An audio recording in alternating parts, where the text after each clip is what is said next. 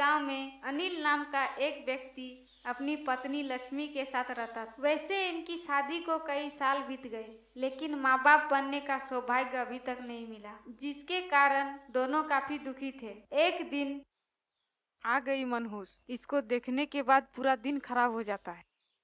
अरे ओ लक्ष्मी, लोगों के सामने आने में शर्म नहीं लगता? जो सुबह सुबह अपना मनुष्य चेहरा लेकर आ गई, हमें चैन से रहने दो। चाची जी, इसमें मेरी क्या गलती है? नहीं महारानी, गलती तो हमारी है, इसलिए भोरे भोरे बांझन का मुंह देखने आ गए। मेरी किस्मत में औलाद का सुख नहीं है तो मैं क्या करूं? घर में मुंह छिपा के बैठी रहूं? अरे बहन, इसकी तेवर तो देखो, एक औलाद तो दे नहीं सकी और कैसे आग उगल रही है। वही तो, रस्सी चल गई पर बल नहीं गया। न जाने कौन से पाप का फल मिल रहा है इस पापन को। बेचारे अनिल की जिंदगी खराब कर दी। इतना ताना सुनने के बाद लक्ष्मी रोते हुए घर आ गई। क्या हुआ लक्ष्मी, तुम रो क्यों रही हो? ऊपर वाला न जाने कौन से कर्म का हिसाब ले रहा है, जो एक औलाद मेरी झोली में नहीं डाले। अच्छा तो ये बात है, तुम चिंता मत करो, ऊपर वाले पे विश्वास रखो। आखिर कब तक विश्वास रखूं? देखो लक्ष्मी, समय से पहले किसी को कुछ नहीं मिला है। हो सकता है अभी हमारा समय खराब हो, तुम देखना एक दिन हमारे जीवन में भी बच्चे की खुशी आएगी। बड़ी बड़ी बातों से झूठी तसल्ली मत दीजिए। आप तो सुबह काम पे चले जाते हैं और एक ही बार रात को आते हैं, और मैं यहाँ दिन भर गांव वालों के जुबान से निकले कांटों का सामना करती हूँ। मुझ पर क्या बीत रही है, काश आप समझ पाते। मैं सब समझ रहा हूँ भगवान, लेकिन ऊपर वाले की मर्जी के बिना कुछ नहीं होगा। हमें उन पे विश्वास रखना चाहिए। मैं कुछ नहीं सुनना चाहती। अब किसी बड़े डॉक्टर से इलाज कराएंगे। पत्नी के जिद करने पर वे डॉक्टर से मिलने शहर गए। डॉक्टर से बात करने के बाद बिना इलाज के वापस आने लगे, जिसके कारण लक्ष्मी नाराज हो गई। क्या हुआ, तुम इतने गुस्से में क्यों हो? मैं गुस्से में नहीं हूँ, बस दुखी हूँ। मैं तुम्हें अच्छे से जानता हूँ, सच सच बताओ क्या बात है।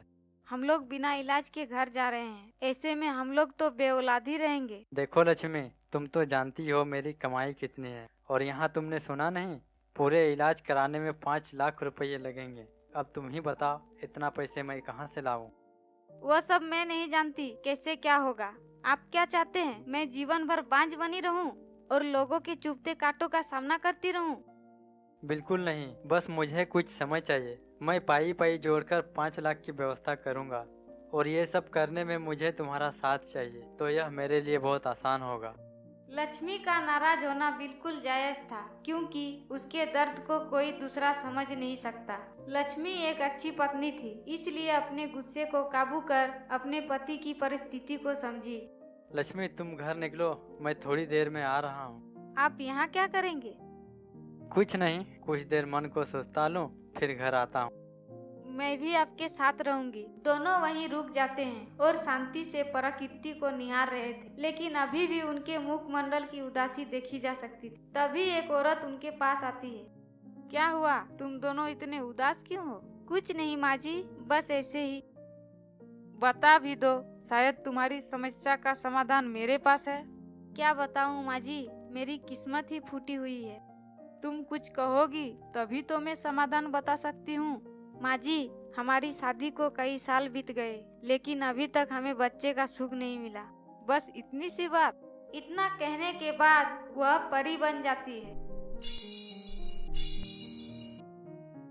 माँ जी, क्या आप परी हैं? हाँ बेटी, मैं परीलोक की महारानी हूँ। इसके बाद परी ने जादू से उनकी गोद भर दी।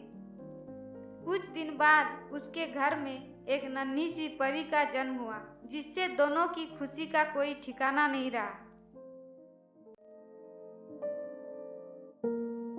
जब से शिवानी का जन्म हुआ है, तब से हमारे जीवन की सारी परेशानी दूर हो गई है। आपने सही कहा, ये हमारे जीवन की संजीवनी बन गई है। एक दिन उसके घर में एक ऐसी घटना घटी कि दोनों को अपनी आंखों पे विश्वास नहीं हो रहा था। उन्होंने देखा शिवानी अचानक एक परी में बदल गई। उसके हाथों में जादुई छड़ी भी थी। तब उन्हें समझ आया कि उनकी बेटी तो एक परी है। शायद इसी वजह से एक एक कर सारी परेशानी चली गई। अब वे सब काफी खुश थे, और होते भी क्यों नहीं। आखिर उसके घर में एक परी ने जन्म लिया था।